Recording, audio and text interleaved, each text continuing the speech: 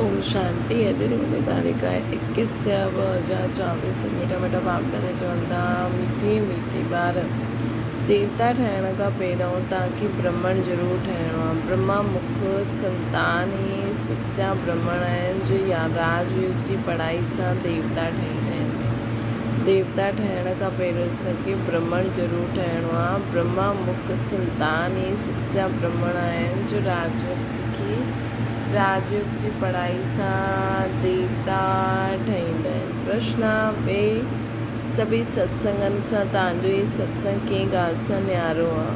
उत्तर आहे ॿियनि सत्संगनि में कोई बि एम ऑब्जेक्ट न हूंदी आहे। ॿियो ई धन दौलत आदि सभु कुझु गवाए करे भटकी रहंदा आहिनि। हिन सत्संग में तव्हां भटकंदा न आहियो। हिन सत्संग सां गॾु गॾु इहे स्कूल बि आहे। स्कूल में पढ़णो हूंदो आहे, भटकणो न हूंदो आहे।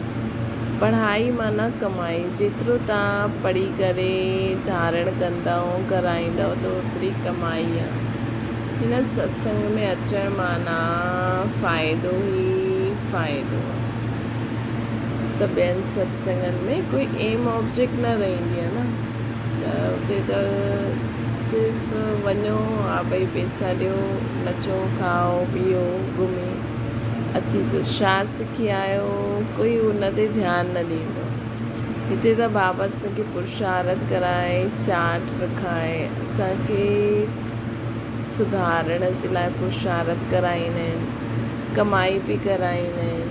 ऐं हिन सत्संग में अची करे असांखे एम ऑब्जेक्ट बि मिलंदी आहे, भविष्य जे लाइ कमाई थी थिए। त हिन सत्संग में अचणु माना फ़ाइदो ई फ़ाइदो। ऐं हिते त पढ़ाइण वारो केरु आहे ऐं पढ़ण वारा केरु आहे? ओम शांति। रूहानी बाप वेही रूहानी ॿारनि खे सम्झाईंदा आहिनि। रूहानी ॿार ई हिन कन द्वारा ॿुधंदा आहिनि। केरु रूहानी ॿार? आत्मा ई। ॿिए जो बाप ॿारनि खे चवंदा आहिनि पंहिंजे खे आत्मा सम्झो। इहे घड़ी घड़ी ॿुधण सां बुद्धि भटकणु बंदि करे स्थिर थी वेंदी। इहे घड़ी घड़ी ॿुधण सां बुद्धि भटकणु बंदि करे स्थिर थी वेंदी। पंहिंजे खे आत्मा सम्झी वेही रहंदी। त इहे घड़ी घड़ी ॿुधण सां बुद्धि जो भटकणु बंदि थी वेंदो, बुद्धि स्थिर थी वेंदी। ॿार सम्झंदा आहिनि हिते असां आया आहियूं देवता ठहिण लाइ। इहे एम ऑब्जेक्ट आहे न।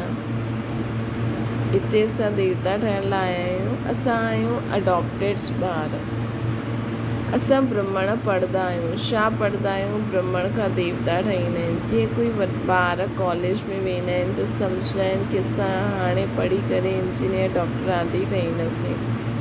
वेहण सां ई झटि सम्झंदा आहिनि। तव्हां बि ब्रह्मा जे ॿार ब्राह्मण ठहींदा आहियो त सम्झंदा आहियो असां ब्राह्मण सां देवता ठहींदासीं। कायल बि आहे न मनुष्य खां देवता, परंतु केरु ठाहींदो आहे? हिंदू त सभु देवता न ठहींदा न। वास्तव में हिंदू त कोई धर्म आहे ई न। आदि सनातन देवी देवता धर्म आहे। आदि सनातन कोई हिंदू धर्म न आहे। कोई सां बि पुछो कि हिंदू धर्म कीअं स्थापन कयो त मुंझी वेंदा। इहे त अज्ञान सां नाम रखी छॾियो अथनि। हिंदुस्तान में रहण वारा पंहिंजे खे हिंदू चवंदा आहिनि। वास्तव में हिन देश जो नाम भारत आहे, न कि हिंदुस्तान। भारत खंड खे चइबो आहे, न कि हिंदुस्तान खंड खे। आहे ई भारत त उन्हनि खे इहो पतो ई न आहे कि कहिड़ो खंड आहे।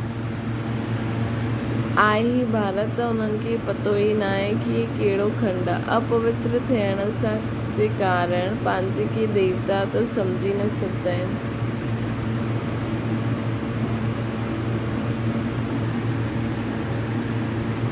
त बाबा चवंदा आहिनि देवी देवता पवित्र हुया, हाणे उहो धर्म न आहे। ॿिया सभु धर्म हली ईंदा आहिनि। ॿिया सभु धर्म आहिनि न। बौद्ध धर्म, बुद्ध जो बौद्ध धर्म, इब्राहिम जो इस्लाम धर्म, क्राइस्ट जो क्रिश्चन धर्म। बाक़ी हिंदू धर्म जो त कोई आहे ई न। इहे हिंदुस्तान नाम त फॉरनर्स रखियो आहे। पत थियण जे कारण पंहिंजे खे देवता धर्म जो न सम्झंदा आहिनि। बाप सम्झाईंदा आहिनि आदि सनातन देवी देवता धर्म पुराणे ते पुराणो आहे। शुरू जो धर्म कहिड़ो आहे? देवी देवता। हिंदू न चईंदासीं। हाणे त ब्रह्मा जा एडॉप्टेड ॿार ब्रह्मण आहियो। ब्रह्मण सां देवता ठहिण जे लाइ पढ़ंदा आहियो न। ईअं न हिंदू खां देवता ठहिण जे लाइ पढ़ाई पढ़ंदा आहिनि। पहिरियों असांखे बाबा ब्रह्मण ठाहींदो आहे। ब्रह्मण अर्थात पवित्र आत्मा, अर्थात आदि जी आत्मा आहियूं। ब्रह्मण खां देवता ठाहींदा। हीअ सुठी रीति धारण करिणो आहे। हाणे त ॾिसो ढेर धर्म आहिनि, ऐड थींदा वेंदा आहिनि। जॾहिं बि किथे भाषण आदि कंदा आहियो त इहो सम्झाइणो सुठो आहे। हाणे आहे कलयुग, सभु धर्म हाणे तमो प्रधान आहिनि। चित्रनि ते तव्हां सम्झाईंदव त पोइ उहा घमंड टुटी पवंदो कि मां फलानो आहियां, मां फलानो आहियां। सम्झंदा असां त तमो प्रधान आहिनि। पहिरियों बाप जो परिचय ॾियणो आहे, पोइ ॾिसणो आहे इहा पुराणी दुनिया बदिलणी आहे। पहिरियों बाप जो परिचय ॾियणो आहे, पोइ ॾिसणो आहे कि इहा पुरानी दुनिया बदिलणी आहे। दिन प्रतिदिन चित्र बि शोभनीक थींदा वेंदा आहिनि। जीअं स्कूल में नक्शा ॿारनि जी बुद्धि में हूंदा आहिनि न, तव्हांजी बुद्धि में पोइ इहा चीज़ रहणी खपे। जीअं स्कूल में नक्शा ॿारनि जी बुद्धि में हूंदा आहिनि, तव्हांजी बुद्धि में पोइ इहा रहणो खपे। नंबर 1 मैप इहो आहे। मथे में त्रिमूर्ति बि आहे ऐं 2 गोला बि आहिनि, सतयुग ऐं कलयुग। त इहे असांजा नक्शा इहे आहिनि, चित्र। त असांजी बुद्धि में इहे रहणो खपे। उन में बि नंबर 1 मैप बाबा चवनि था कि इहा त्रिमूर्ति आहे। 2 गोला आहिनि, सतयुग ऐं कलयुग। हाणे असां पुरुषोत्तम संगम युग ते आहियूं। पुराणी दुनिया विनाश खे पाईंदी, हिकु आदि सनातन देवी देवता धर्म स्थापना थिए थो। तव्हां आहियो आदि सनातन देवी देवता धर्म जा। हिंदू धर्म त आहे न। जीअं सन्यासिन ब्रह्म रहण जे स्थान खे ईश्वर सम्झी वरितो आहे, उहो हिंदुस्तान में रहण वारनि पंहिंजे खे हिंदू सम्झी वेठा आहिनि। जीअं सन्यासिन ब्रह्म मां तत्व रहण जे स्थान खे ईश्वर सम्झी वेठा आहिनि, उहे हिंदुस्तान में रहण वारा हिंदू धर्म सम्झी वरितो अथनि पंहिंजो। उन्हनि जो बि फ़र्क़ु आहे, तव्हांजो बि फ़र्क़ु आहे। देवी देवता नाम त ॾाढो ऊच आहे। बाबा चवनि था, चईंदा आहिनि इहे त जीअं देवता आहे, जंहिंमें सुठा गुण हूंदा आहिनि त ईअं चईंदा आहिनि हिन में देवता आहे, गुण आहिनि। तव्हां सम्झंदा इहे राधे कृष्ण ई स्वयंवर खां पोइ लक्ष्मी नारायण ठहींदा।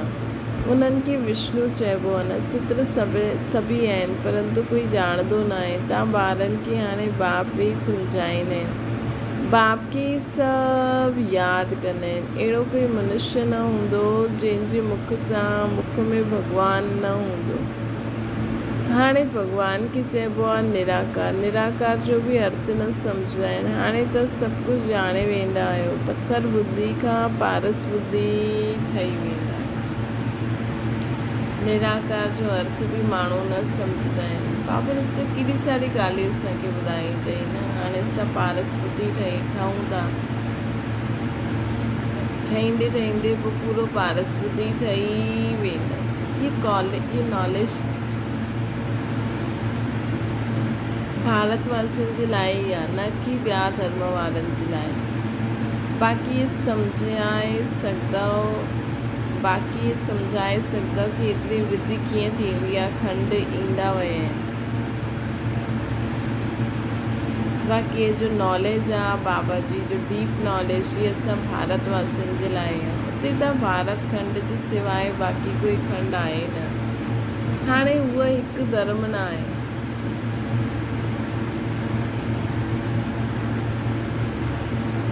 बाबा चवनि था कि सतयुग में त भारत खंड जे सवाइ बाक़ी कोई खंड हूंदो ई न। हाणे उहो हिकु असांजो धर्म न आहे। बाक़ी सभु धर्म बीठा आहिनि। बैनियन ट्री जो बि मिसाल बाबा ॾींदा आहिनि न, एक्यूरेट। आदि सनातन देवी देवता धर्म जो फाउंडेशन आहे न, बाक़ी सॼो झाड़ बीठो आहे। त चईंदा आदि सनातन देवी देवता धर्म हुयो, न कि हिंदू धर्म। तव्हां हाणे ब्राह्मण ठहिया आहियो देवता ठहिण लाइ। पहिरियों ब्राह्मण ज़रूरु ठहिणो आहे। शूद्र वर्ण ऐं ब्राह्मण वर्ण चइबो आहे। शूद्र डिनाइस्टी न चईंदासीं, शूद्रनि जी डिनाइस्टी न हूंदी आहे। ब्राह्मणनि जो शूद्रनि जो वर्ण हूंदो आहे। राजा रानियूं त हाणे आहिनि न, पहिरियों देवी देवता महाराजा महारानी हुया। हुते हिंदू महाराजा महारानी, हिते हिंदू महाराजा महारानी। भारत त हिकु ई आहे न, पोइ उहा अलॻि अलॻि कीअं थी?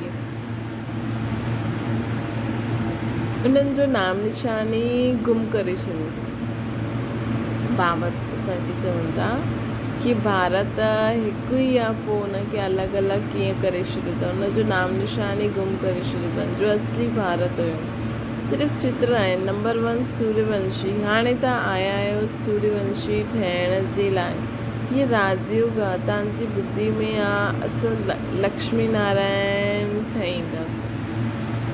ये राजयोग असांजी बुद्धि में आहे कि असां लक्ष्मी नारायण ठहींदासीं, लक्ष्मी नारायण जहिड़ा ठहींदा।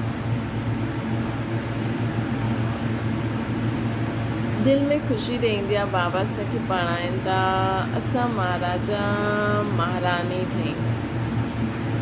दिल में ख़ुशी थींदी आहे कि बाबा असांखे पढ़ाइनि था, असां महाराजा महारानी ठहींदासीं।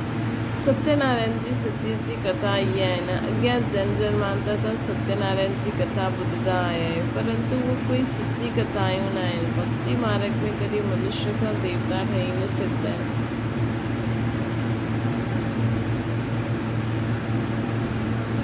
चाहे केतिरी भी कथायूं पढ़ो, केतिरा भी कुछ भी करो, लेकिन भक्ति मार्ग में असां देवता न ठही सघंदा आहियूं। मुक्ति जीवन मुक्ति खे पाए न सघंदा आहियूं। हाणे मनुष्य मुक्ति जीवन मुक्ति पाईंदा ज़रूरु आहिनि, त भक्ति मार्ग में न पाए सघंदा आहियूं। हाणे बाबा द्वारा ई असां मुक्ति जीवन मुक्ति पाए सघंदा आहियूं। हाणे सभु बंधन में आहिनि। मथे में अॼु बि आत्मायूं, मथां खां अॼु बि आत्मायूं ईंदियूं त पहिरियों सुख जो पाठ था जीवन मुक्ति में ईंदियूं, न कि जीवन बंद में। आयो समय अधु समय जीवन मुक्त, अधु समय जीवन बंद में वेंदी। त कंहिंजो हिकु ई जन्म हूंदो त पहिरियों उहा जीवन मुक्ति जो पाठ ॿुधाईंदा, पोइ जीवन बंद जो पाठ ॿुधाईंदा। इहे खेल ठहियलु आहे। इहो बेहद जे खेल में जा असां सभु एक्टर्स आहियूं। हिते ईंदा आहियूं पाठ वॼाइण। असां आत्मायूं हितां जा निवासी न आहियूं। कीअं ईंदा आहियूं, इहे सभु ॻाल्हियूं सम्झायूं आहिनि न बाबा। असां आत्मायूं असल में मथां जा रहवासी आहियूं। हिते आया आहियूं बसि पाठ वॼाइण। कई आत्मायूं हिते ई पुनर्जन्म वठंदियूं आहिनि। तव्हां ॿारनि खे शुरू खां वठी करे अंत ताईं सॼे वर्ल्ड जी हिस्ट्री जोग्राफी बुद्धि में आहे न। असांखे सॼे वर्ल्ड जी हिस्ट्री जोग्राफी बाबा चवनि था बुद्धि में आहे न। सॼे वर्ल्ड जी हिस्ट्री जोग्राफी आहे न हाणे बुद्धि में। बेहद जे बाप मथे वेही छा कंदा आहिनि, कुझु न ॼाणंदा आहिनि। हिन करे उन्हनि खे तुच्छ बुद्धि चइबो आहे। तव्हां बि तुच्छ बुद्धि हुयो न। हाणे बाप तव्हांखे रचयिता और रचना जे आदि मध्य अंत जो राज सम्झाईंदा आहिनि। तव्हां ग़रीब साधारण सभु कुझु ॼाणंदा आहियो। तव्हां आहियो स्वच्छ बुद्धि। बाबा हाणे असांखे स्वच्छ बुद्धि ठाती अथई न। असांजी बुद्धि स्वच्छ पवित्र खे चइबो आहे। तुच्छ बुद्धि अपवित्र ठहे। सभिनि जी बुद्धि स्वच्छ थी वञे। असां ठहिया आहियूं त हाणे सभिनि जी बुद्धि रूपी बर्तन स्वच्छ थो थींदो वञे। हीअं संकल्प करो, सभिनि जी बुद्धि स्वच्छ थी थींदी वञे। बाबा चवनि था कि तव्हां हाणे ॾिसो छा ठहो त स्कूल में बि पढ़ाई सां ऊच पद पाए सघंदा आहियो। तव्हांजी पढ़ाई आहे ऊच ते ऊच, जंहिंसां तव्हां राजे ई पद पाईंदा आहियो। असां हिते पढ़ाई पढ़ी करे राजा ई पद पायूं था। उहा त दान पुण्य आदि करण सां राजा वटि जन्म वठंदा आहिनि, पोइ राजा ठहींदा आहिनि। परंतु तव्हां हिन पढ़ाई सां महाराजा महारानी ठहींदा आहियो। बाप ई चईंदा आहिनि मां तव्हां ॿारनि खे राजयोग सिखलाईंदो आहे, सवाइ बाप जे राजयोग कोई सिखलाए न सघे। तव्हां ई बाप ही तव्हांखे राजीव जी पढ़ाई पढ़ाईंदा आहिनि, तव्हां पोइ ॿियनि खे पढ़ाईंदा आहियो। बाप राजीव सिखलाईंदा आहिनि की तव्हां पदत खां पावन ठही वञो। पंहिंजे खे आत्मा सम्झी निराकार बाप की यादि करो त तव्हां पवित्र ठही वेंदो। पंहिंजे खे आत्मा सम्झी करे निराकार बाप की यादि करो त तव्हां पवित्र थी वेंदा। ऐं चक्कर खे ॼाणण सां चक्रवर्ती महाराजा महारानी ठही वेंदासीं, सतयुग में ठहींदासीं। हिते त असांखे पंहिंजे सूक्ष्म स्थूल कर्मेंद्रियनि जो राजा ठहिणो आहे। सतयुग में असां चक्रवर्ती महाराजा महारानी ठही वेंदासीं। इहो त सम्झाइणो ॾाढो सहज आहे। हाणे देवता धर्म जो कोई आहे न, सभु कन्वर्ट थी विया आहिनि ॿिया धर्म में। तव्हां कोई खे बि सम्झायो त पहिरियों बाप जो परिचय ॾियो। बाप सम्झाईंदा आहिनि ॿिया धर्मनि में केतिरा विया आहिनि, बौद्धी मुस्लिम आदि ढेर थी विया आहिनि। तलवार जे जोर सां मुस्लमान ठहिया आहिनि, न बौद्धी बि ॾाढा ठहिया आहिनि। हिकु बार ही स्पीच कई ऐं हज़ारों बौद्धी ठही वेंदा आहिनि। क्रिश्चन माण्हू बि ईअं अची करे स्पीच कंदा आहिनि। सभिनि खां जास्ती आदमशुमारी हिन समय उन्हनि जी आहे, कंहिंजी? क्रिश्चननि जी। त असांजा ॾाढा भारत देवी देवता धर्म वारी आत्मायूं ॿिए धर्म में कन्वर्ट थी वियूं आहिनि। त हाणे त असां इन में बि ॾिसो ख़ुदि खे लकी सम्झो। अगरि असां ॿिए धर्म में न विया आहियूं त असां केॾा लकी आहियूं जो असां पंहिंजे ई धर्म में आहियूं। त हाणे तव्हां ॿारनि जी बुद्धि में आहे, सॼो सृष्टि चक्कर फिरंदो रहंदो आहे। तॾहिं बाप चईंदा आहिनि त सुदर्शन चक्रधारी आहियो। सुदर्शन चक्र विष्णु खे ॾेखारींदा आहिनि। मनुष्य इहे न ॼाणंदा आहिनि की विष्णु खे छो ॾिनो आहे। सुदर्शन चक्र कृष्ण खे या नारायण खे ॾे। सुदर्शन चक्रधारी कृष्ण व नारायण खे चईंदा आहिनि। इहे बि सम्झाइणो खपे की हुननि जो छा कनेक्शन आहे। ये टई ही हिकु ई आहिनि। विष्णु कृष्ण नारायण ये टई ही हिकु ई आहिनि। विष्णु अवतार लक्ष्मी नारायण जे कंबाइंड रूप। नारायण कृष्ण जो बचपन, पोइ आत्मा स्वयंवर खां पोइ नारायण ठहींदी आहे। वास्तव में सुदर्शन चक्र त तव्हां ब्राह्मणनि जे लाइ आहे। सुदर्शन चक्रधारी ज्ञान सां ठहींदा आहिनि। बाक़ी सुदर्शन चक्र कोई मारण कटण जो न आहे, ये ज्ञान जी ॻाल्हियूं आहिनि। आत्मा खे दर्शन थियो कि मां कीअं हिन सृष्टि ते चकर लॻाए करे आई आहियां। जेतिरो तव्हां में इहे ज्ञान जो चक्कर फिरंदो ओतिरो तव्हांजा पाप भस्म थी वेंदा। त इहे ज्ञान जो चक्कर फिराइण सां कि मां आत्मा परम धाम में रहंदी हुअमि, पोइ मां हीअं सतयुग में आहियां, पोइ मां हीअं त्रेता में आहियां, पोइ मां हीअं द्वापर में आहियां, पोइ हाणे मां कलयुग में आहियां। हाणे वरी बाबा असां सभिनि आत्माउनि खे पावन ठाहे पहिरियों पंहिंजे घर वठी हलंदा, पोइ असां सभु पंहिंजे राज्य में पंहिंजे समय ते ईंदासीं। ईअं चकर फिराईंदा रहो त असांजा ॾाढा पाप कटंदी वेंदा। बाक़ी सिर कटण जी कोई ॻाल्हि न आहे। चक्र कोई हिंसा जो न आहे। इहे त चक्र तव्हांखे अहिंसक ठाहींदो आहे। शाह जी ॻाल्हि किथां जी ॻाल्हि किथे खणी न, सवाइ बाप जे कोई सम्झाए न सघे। तव्हां मिठे ॿारनि खे तव्हां ख़ुशी हूंदी आहे। हाणे त सम्झाए असां आत्मा आहियूं।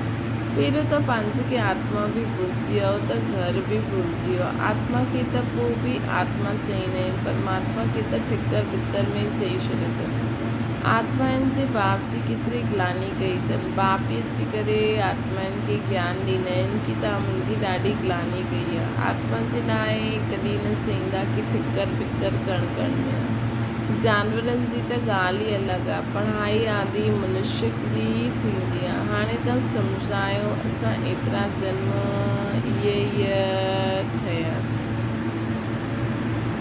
84 जन्म पूरा कया आहिनि, बाक़ी 84 लख त आहिनि न। मनुष्य केतिरो अज्ञान अंधेरे में आहिनि। इन करे चइबो आहे ज्ञान सूर्य प्रगटियो। अधु कलाक द्वापर कलयुग में अंधियारो आहे, अधु कलाक सतयुग त्रेता में प्रकाश आहे। ॾींहुं ऐं राति, प्रकाश ऐं अंधकार, ये ज्ञान आहे, ये बेहद जी ॻाल्हि आहे। अॼुकल्ह पंधियारे में असां केतिरी ठोकर खाधियूं न, ॾाढो भटकणो हूंदो आहे। स्कूल में जो पढ़ंदा आहिनि उन्हनि खे भटकणो न हूंदो। स्कूल में जो पढ़ंदा आहिनि उन्हनि खे भटकणो न पवंदो आहे। सत्संगनि में मनुष्य केतिरा भटकंदा आहिनि। स्कूल में जो पढ़ंदा आहिनि उन्हनि खे भटकणु न चइबो आहे। सत्संग में मनुष्य केतिरा भटकंदा आहिनि। आमदनी कुझु बि न थींदी आहे, ॿियो ई घाटो थी वेंदो। भक्ति में बाबा चईंदा आहिनि न, एॾो पैसो किथे गवायो, त भक्ति में ख़तमु करे छॾियो, इन करे उनखे भटकणु चइबो। आमदनी कुझु बि न हूंदी आहे, ॿियो ई घाटो आहे, इन करे उनखे भटकणु चइबो। भटकते भटकते धन दौलत आदि सभु कुझु गवाए कंगाल थी वेंदा आहिनि। भटकते भटकते धन दौलत आदि सभु कुझु गवाए कंगाल थी वेंदा आहिनि। हाणे हिन पढ़ाई में जो जेतिरो सुठी रीति धारण कंदा, इहे पढ़ाई ऐं ॿियनि खे कराईंदा, त हुन में फ़ाइदो ई फ़ाइदो आहे। त जेतिरो हाणे सुठी रीति धारण कंदा ऐं कराईंदा त फ़ाइदो ई फ़ाइदो आहे। ब्रह्मण ठही आहे त फ़ाइदो ई फ़ाइदो आहे। न तव्हां ॼाणंदा आहियो असां ब्रह्मण ई स्वर्गवासी ठहींदासीं। स्वर्गवासी त सभु ठहींदा, परंतु तव्हां हुननि में ऊच पद पाइण जो पुरुषार्थ कंदा। स्वर्गवासी त जेका बि बाबा जो ज्ञान ॿुधंदा आहिनि उहे सभु स्वर्ग में त ईंदा, लेकिन जेका धारण कंदा, पुरुषार्थ कंदा, सेवा कंदा, उहो वञी करे ऊच पद पाईंदा। त बाबा चवनि था कि हाणे हेॾे होॾे अञा बि अगरि भटकंदा आहियो त भटकणु बंदि करो। बुद्धि खे हिकु जॻह ई ठिकानो ॾियो, त काॾे वेंदी न, हिकु ई ठिकानो, कुझु बि थी वञे, केतिरी बि पहाड़ जहिड़ी परिस्थिति अची वञे, लेकिन सर्वशक्तिवान साथ में आहे त बाक़ी आत्मायूं भाउ भेण छा कंदा। हाणे तव्हां सभिनि जी वानप्रस्थ अवस्था आहे। तव्हां ख़ुदि चईंदा आहियो बाबा असांखे वानप्रस्थ या पवित्र दुनिया में वठी हलो। उहा आहे असां आत्माउनि जी दुनिया, निराकारी दुनिया केतिरी नंढी आहे। छोजी आत्मा बिंदी केतिरी जॻह वठी, ॾाढी नंढी सी जॻह आहे। हिते त घुमण फिरण जे लाइ केतिरी ज़मीन आदि हूंदी आहे, हुते इहे ॻाल्हियूं न हूंदियूं आहिनि। शरीर ई न आहे, पार्टी न आहे, 4 मिसल आत्मायूं जीअं मथे बीठियूं ई हूंदियूं। इहे कुदरत आहे न, सूर्य चांद सितारा कीअं बीठा आहिनि, सूर्य चांद तारा इहे सभु कीअं बीठा आहिनि। पोइ असां पृथ्वी ते सभु कीअं हलूं था, खाऊं था, पीऊं था, हीअ सभु कुदरत आहिनि। आत्मायूं बि ब्रह्म तत्व में पंहिंजे आधार ते नेचुरल बीठियूं आहिनि। किथे नंढी सी निराकार आत्मा, किथे उहा हिन सृष्टि ते अची करे एॾो शरीर वॾो वठंदी आहे। पोइ शरीर वॾो वठी करे पोइ उथंदी, वेहींदी, खाईंदी, पीअंदी, पंहिंजे शरीर खे वॾो कंदी, कमु कंदी। पोइ शरीर वरी ॿुढो थी वेंदो त छॾे करे वरी नयो शरीर वठंदी। त खेल ॾिसो केॾो वंडरफुल आहे। इन ई ॻाल्हियुनि खे मनन चिंतन कंदा वञो, विचार सागर मंथन कंदा वञो, त जीवन केॾी सुठी थी वेंदी न। व्यर्थ संकल्प, विकारी संकल्प सभु ख़तमु थी वेंदा। अच्छा, मीठी मीठी सिकिल जे ॿारनि प्रति माता पिता बाप दादा जो यादि प्यार ऐं गुड मॉर्निंग। रूहानी बाप जी सभिनि रूहानी ॿारनि खे नमस्ते। असांजी बि रूहानी माता पिता बाप दादा खे यादि प्यार, गुड मॉर्निंग ऐं नमस्ते। धारणा जे लाइ मुख्य सां ज्ञान जी सिमरन करे सुदर्शन चक्रधारी ठहिणो। ज्ञान से सिमरन करे स्वदर्शन चक्रधारी ठहणो असांखे। स्वदर्शन चक्र फिराईंदे पापन के कटणो। पहिरियों ज्ञान जो सिमरन करे स्वदर्शन चक्रधारी ठहो। सुदर्शन चक्र फिराईंदे फिराईंदे पापन सां मुक्त ठहो, डबल अहिंसक ठहणो असांखे।